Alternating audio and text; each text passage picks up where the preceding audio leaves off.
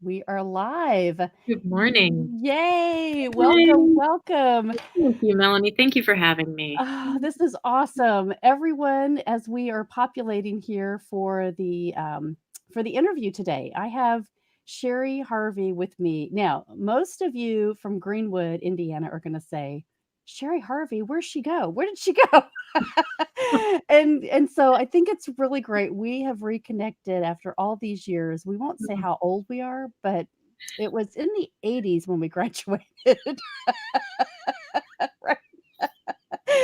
And so we reconnected because there are so many people that you reconnect with through your life. And Sherri is one of those. She and I went to Greenwood High School. She now lives on the West Coast, where most of us say, I wish I could live out there.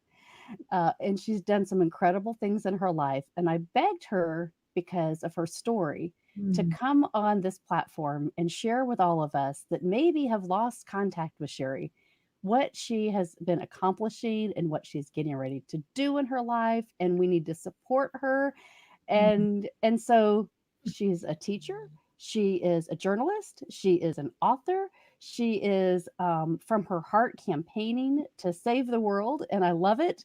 And so here you are. We've let this populate now. So I want to welcome Sherri Harvey to Everyday Leaders, this little broadcast that I put together separate from the main 50 and 50 podcast. And this is really live interviews to help people connect to your story and purpose and to get them on board with your campaign. So Thank you. welcome. Thank you. Very great introduction. Thank you. I love you. So okay, so we graduated a few years ago and you're you're teaching. You are teaching in California. Tell us about where you are, what you're doing in your everyday world. Okay. So I teach at the university level. I teach at San Jose State and Foothill College. And I'm also a writer and a journalist. I do a lot of travel writing. And so through San Jose State, I teach writing classes. And most recently, 3 or 4 years ago, I was able to take a trip through South Africa. I did a horseback safari through South Africa and had these incredible experiences with elephants in South Africa in Kruger National Park.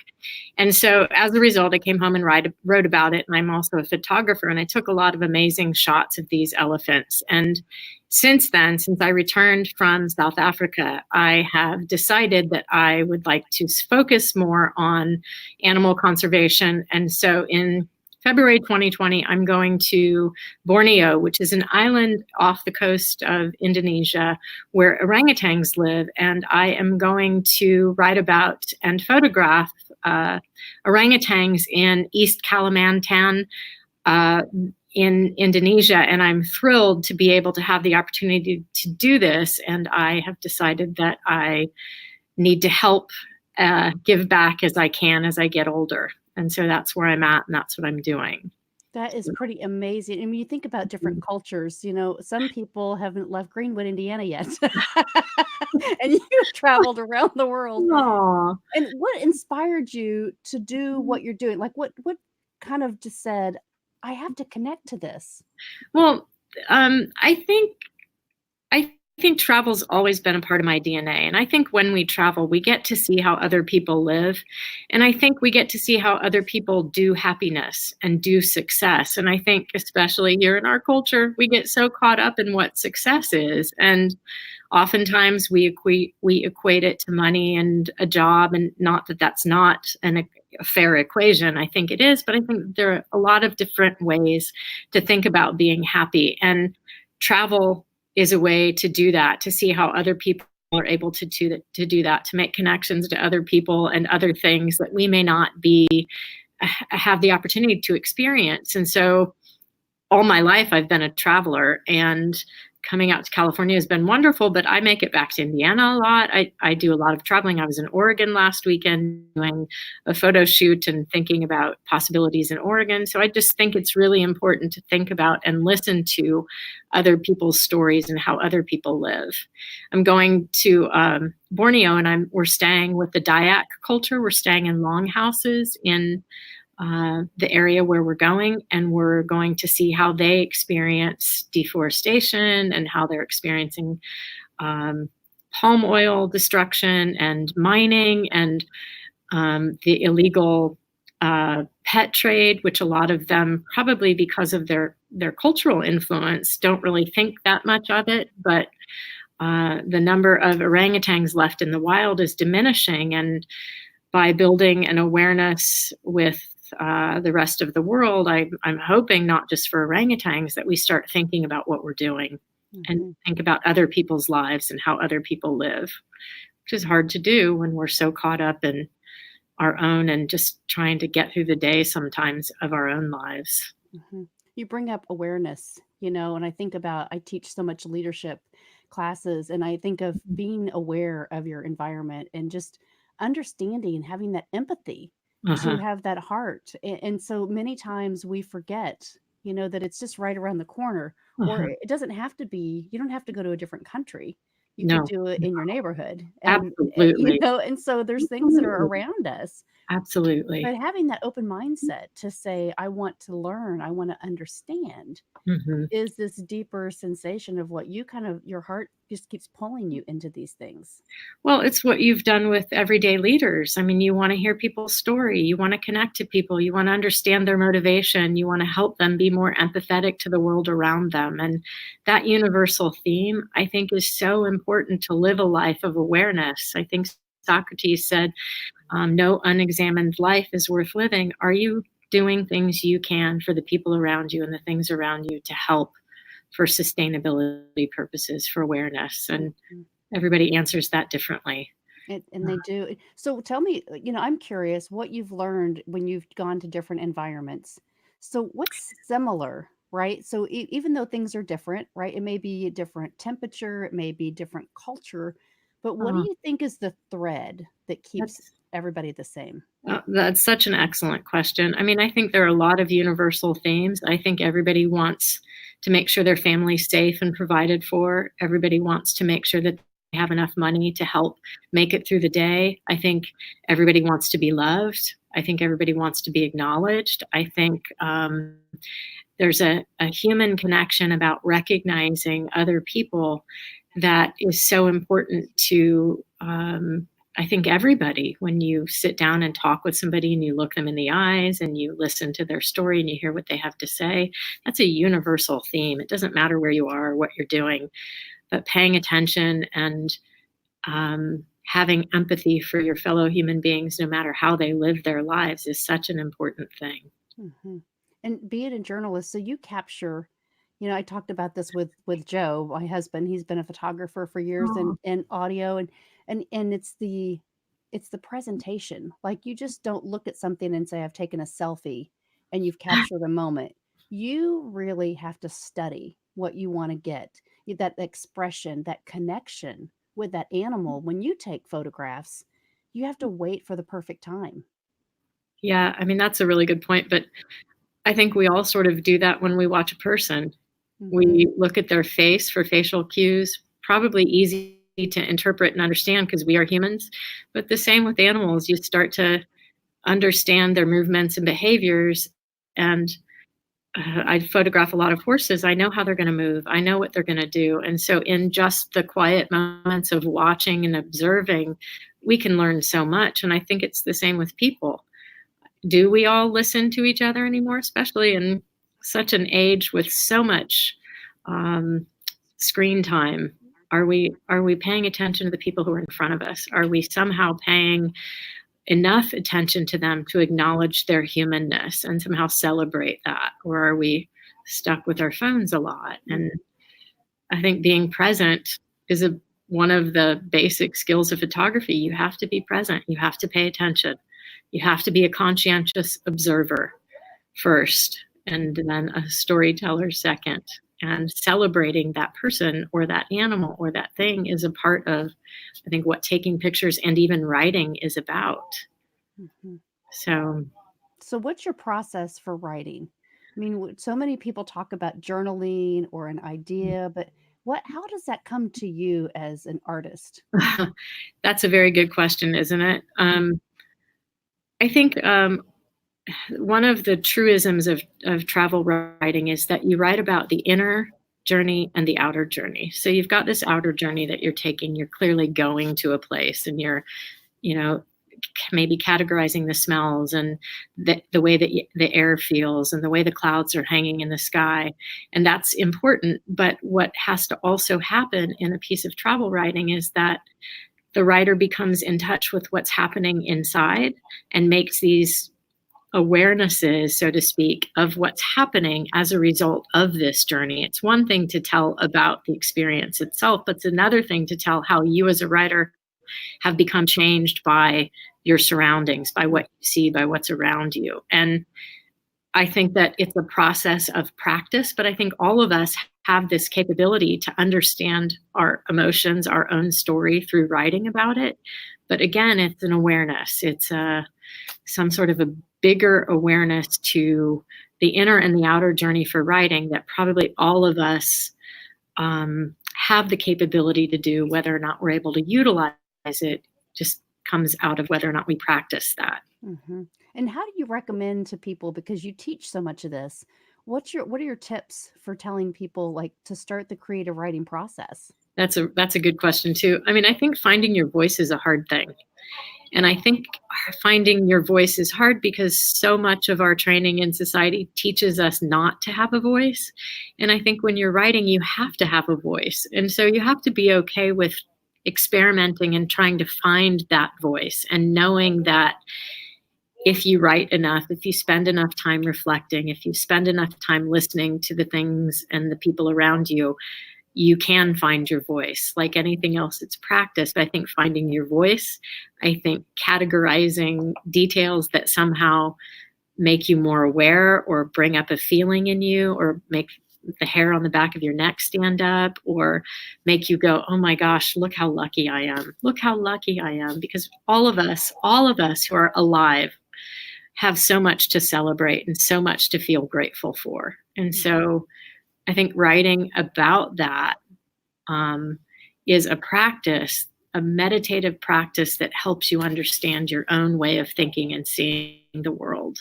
Mm-hmm. Anybody can do it. It's a matter of practice and finding that voice. It is. And so people that say, I don't know how, or I haven't started, or I just keep a diary, but I think what you teach is more introspective to say, okay, continue to use that and continue to experiment with like what follow that, right? Follow that idea of purpose and how that connects you to the things that you really are passionate about. Many people say, well, I like this, but I don't have the resources, I don't have the money, I don't have the time to do more with that.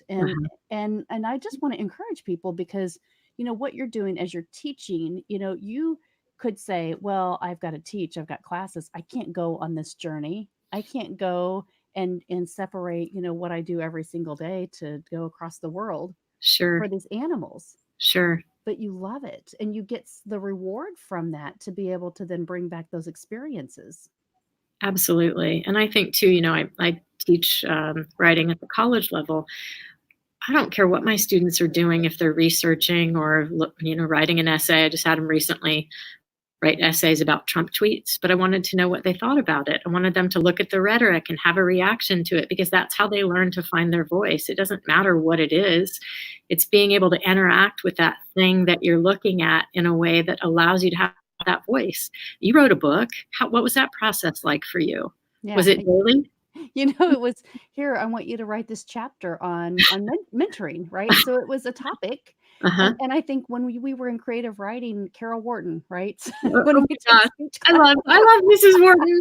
I love her Mrs. Edwards. Oh my gosh. I know. Think about that, right? When we were in those classes and Andy Chanley was in my speech class. And I think now he's out in California, doing radio stuff. And Carlos Diaz, he's doing radio. And I just think we were in this like special group of a time that we all just said, I want to follow this. I want to connect to it. And so, but I think back in those classes and you said, okay, what's going to be your demonstration speech and what's going to be creative writing speech, right? Sure. And you think, did I lose that? Did I enjoy that?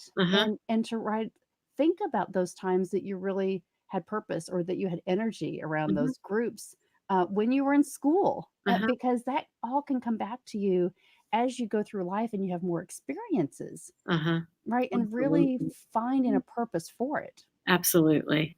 Mhm. And making it a priority too. I mean, you choose what you do in your day. Make it a priority if it's important to you. If it's not, then I mean, it doesn't matter what it is. We all choose our priorities when we wake up in the morning. Mhm.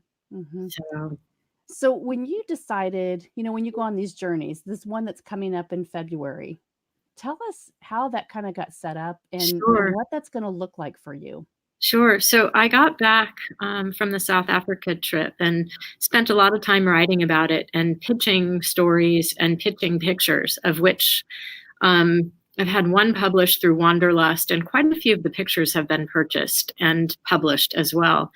And so I started thinking about what else I could do that was related to conservation issues. And I spend a lot of time with dogs and do a lot of conservation work for dogs locally. And that's one of my passions as well. But then I started thinking, what else could I do? Where could I go? Where did I want to travel to, which I haven't seen and haven't experienced any of the lifestyle? Mhm. And I have some cousins who do a lot of work with the Indianapolis Zoo, who are on the board of the Indianapolis Zoo. And they had talked a lot about the orangutan. So I started doing research and I started pitching ideas to conservation companies in Borneo. And I found one that was interested in having me join them to be able to write and photograph about it. It's called Orangutan Odyssey. And so they invited me with a sponsorship on the trip with the obligation of doing fundraising myself and paying for my airfare. And they would, in exchange, allow me on this 10-day trip. And in exchange, I would photograph and write about and find a voice for their cause, which is orangutan conservation. So, in doing some research, orangutans, the word means people of the forest, share 98% of our DNA with us, and their habitat, their landscape, their forest has declined over 80% in the past 20 years. And so their numbers are diminishing. And so I thought that I would go and write about it and experience. And so we are hiking through the jungle in East Kalimantan, and we are going to an orangutan conservation center where they take them in and they nurse them back to health and they return them to the wild. And the bigger idea is, I think, focused on ecotourism, with the idea that the rest of the world can help if they only understood the plight. And so taking meaningful vacations and thinking about what you can do when you're on vacation for locals and how their lives somehow could be positively influenced by what you do is something that I think we can all think about. And I'm thrilled to see how Dayaks live. I'm thrilled to see what an orangutan looks like in the wild. I'm thrilled to see what deforestation and palm oil is doing. I have an idea in theory because I've read about it, but I don't know what that looks like, and I don't know what that feels like for them. And Mhm. I think, too, going places and experiencing that is something that just makes us better human beings. Mhm. So were you always curious as a kid? Absolutely. Weren't you? I mean, just always. Just, I think, too, curiosity is probably the thing that has saved me time and time again because it pushed me toward more and more education and more opportunities. And I'm an opportunist. I want to go places. I want to see things. I want to help people with that travel in a way that reinforces my value as a human, my worth here on this earth while I'm here. And I just think sometimes if a lot of us thought this way, we can make a difference. We can do things. We can do things for our communities. We can do things for the people around us. We can do things for people who have different ideas than we do if we just listen and help them tell their stories. And I just think it's our obligation in a lot of ways to do that. Mhm. I think Were you always a curious yes. person? Well, you think about, the things that you wanted to do, and people talk about this, what you wanted to do when you were 5, and Hmm. maybe you didn't know, but your personality Hmm. was pretty much designed by the time you were 5, the Mhm. people you were influenced by, or the things that you were aware of. Sure. And so you reconnect to that. And when I became a leadership coach through John Maxwell, one of the things that he asked us to do was go back and rewrite your story. Oh, And so as mhm. I began to put the things together of Yeah. my faith and how I believed and what I had confidence Mhm. in, and Sure. playing hockey on an all boys league for so many years, like, why did I continue to do that?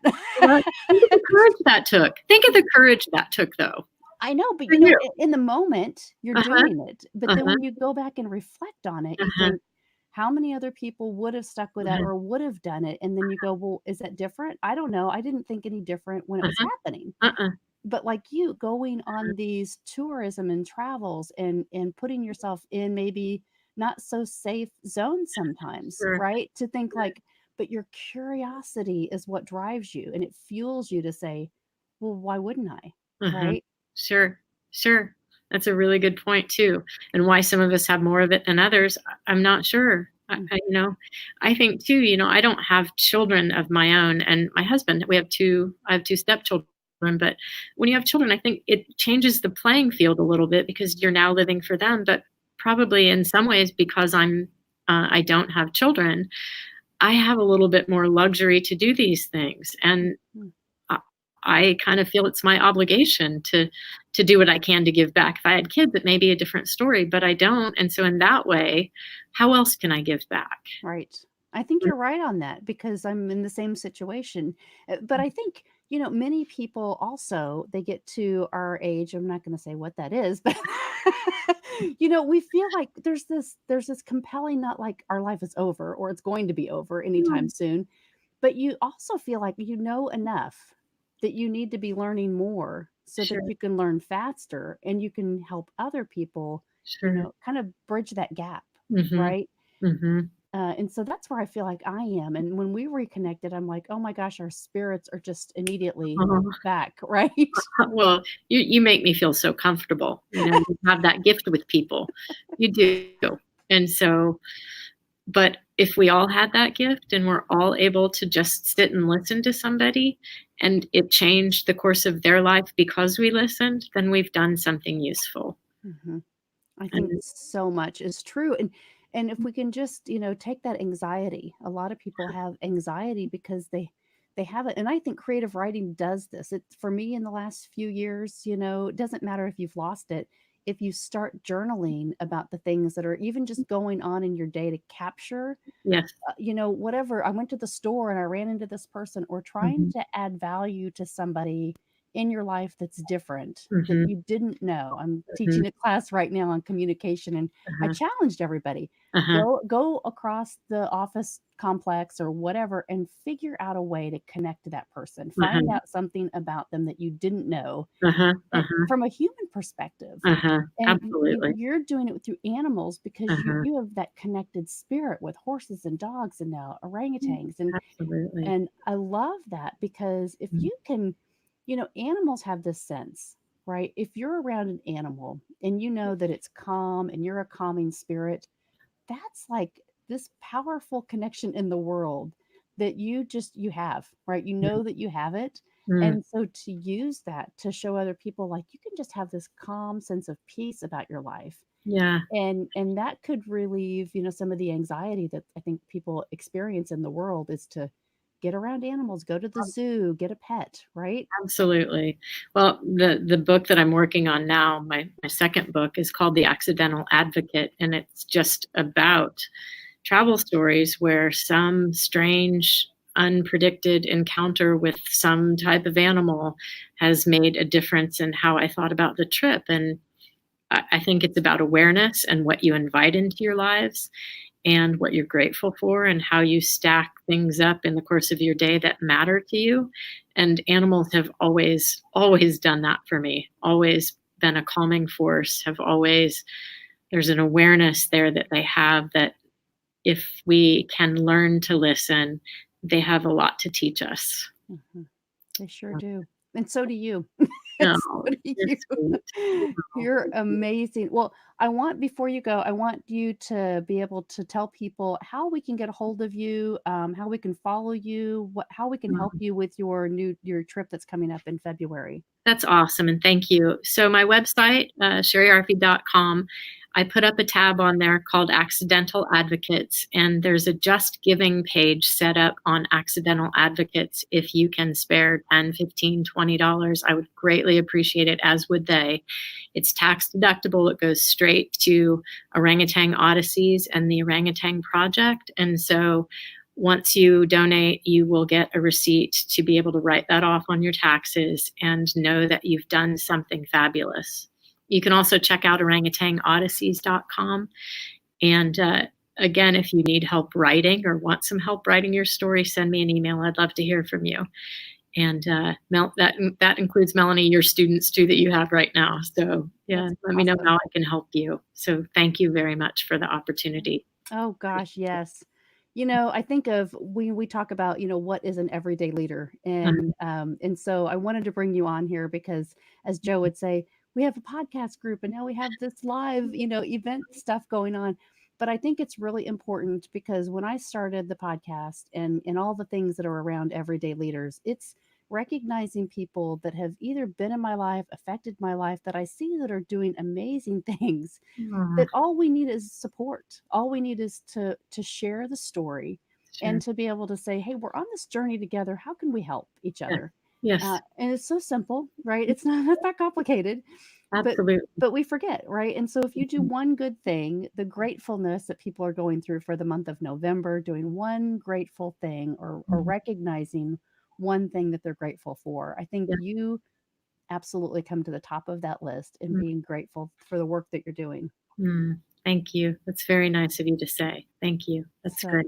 And for you too, honey. You keep doing what you're doing because you're spreading the word in a way that's amazing. well, So, we just, it's a team effort. And so uh, I keep saying, if there's anybody that can do anything, it starts with us, right? It starts yes, with us yes, and our ideas. So yes, keep believing in ourselves. yes. What you believe, you can achieve. What you believe, you can achieve. Absolutely. That's awesome. Well, Sherri, thank you. Thank you. Thank you for coming on today. I love you. I thank appreciate you. it. It's Oh, great to see you again. you too, honey. Thank you so much. And Uh, thank you all for listening. I appreciate it. Yeah. have a great trip in February, and we'll see what we can do to get you some of that help. Thank you. I All right. appreciate it. Awesome. Thanks. Thanks.